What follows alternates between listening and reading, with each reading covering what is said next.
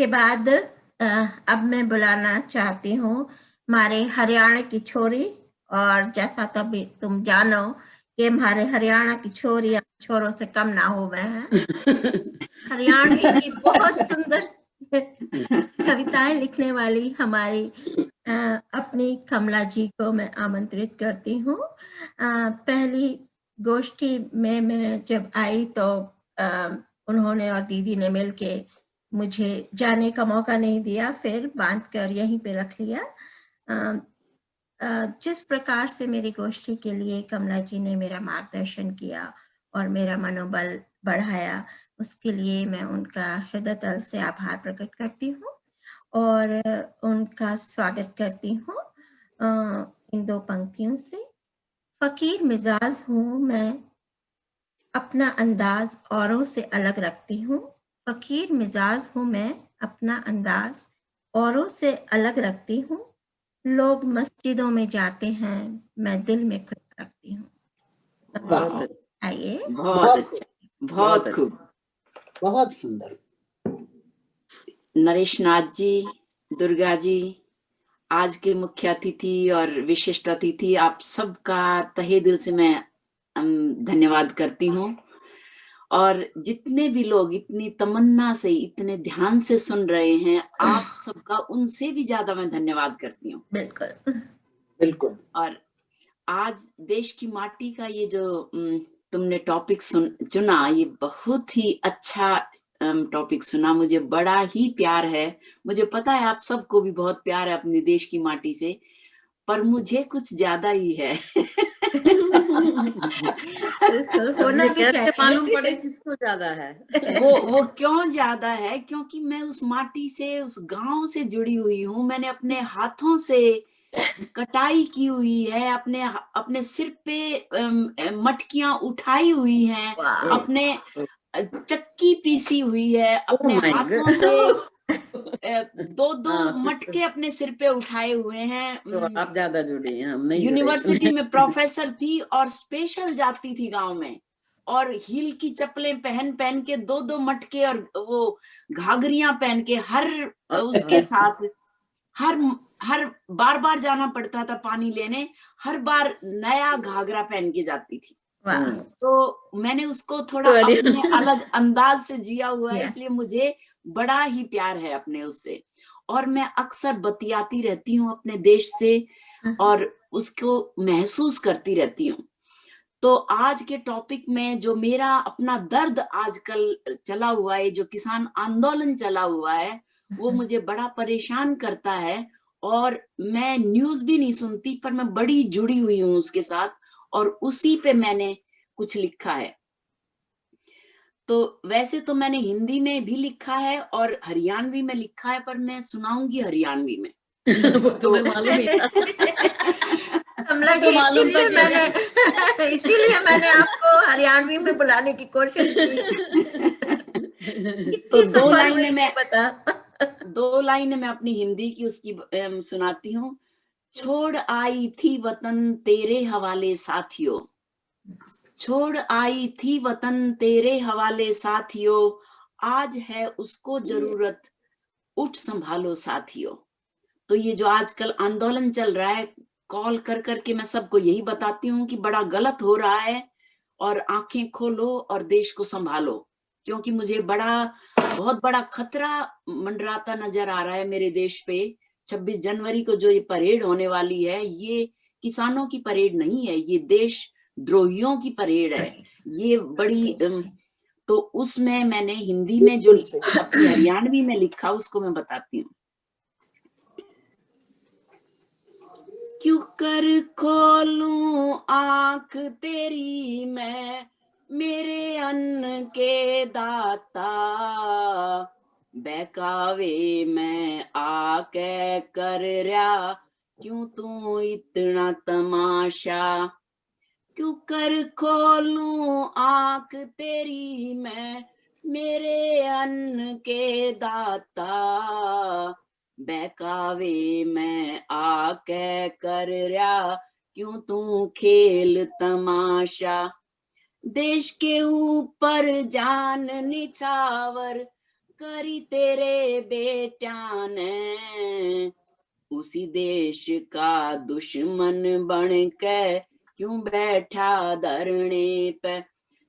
हरियाणा से तकरीबन सभी घरों से एक बच्चा, अगर 2 बच्चे हैं 4 बच्चे हैं तो एक तो फौज में जरूर जाता है। तो उसी का वो किया था, देश के ऊपर जान निछावर करी तेरे बेटा ने, उसी देश का दुश्मन बन के क्यों बैठा धरने पे।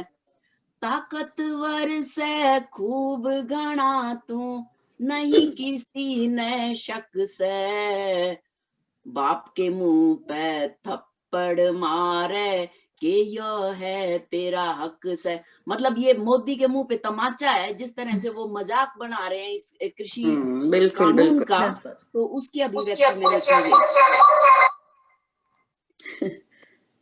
देश के ऊपर जान, क्या होता है ये, किसी के यहाँ से वो आ रही, देश के ऊपर जान निछावर करी तेरे बेटा ने, उसी देश का दुश्मन बन के क्यों बैठा धरने पे।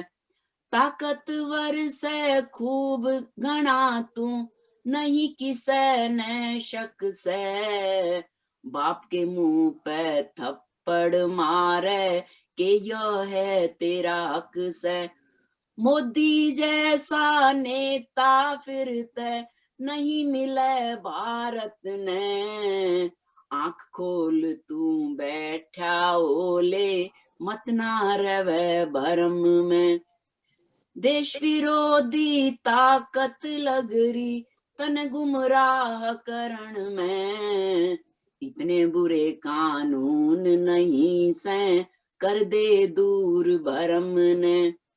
नई चीज ने अपनाना यो काम नहीं आसान से, अनजाने का डर हावी जब हो जा से इंसान पे। कोई भी नई चीज आती है तो उसको एक्सेप्ट करना आसान नहीं होता, कोई भी चेंज बड़ा मुश्किल होता है। जब इलेक्ट्रिसिटी आई तो ये हमारे किसान यही कह रहे थे कि इस पानी का क्या फायदा, इससे कैसे हमारी पैदावार में ताकत आएगी, इसमें से बिजली तो निकाल ही ली। तो उस टाइम भी इन्होंने वो किया था कि मतलब ये कर क्या रहे हैं। तो उसी मेंटेलिटी के साथ उसी को समझाने के लिए कोई भी अनजान चीज होती है उसका डर हमेशा मन में रहता है, तो उसको तुम निकाल दो।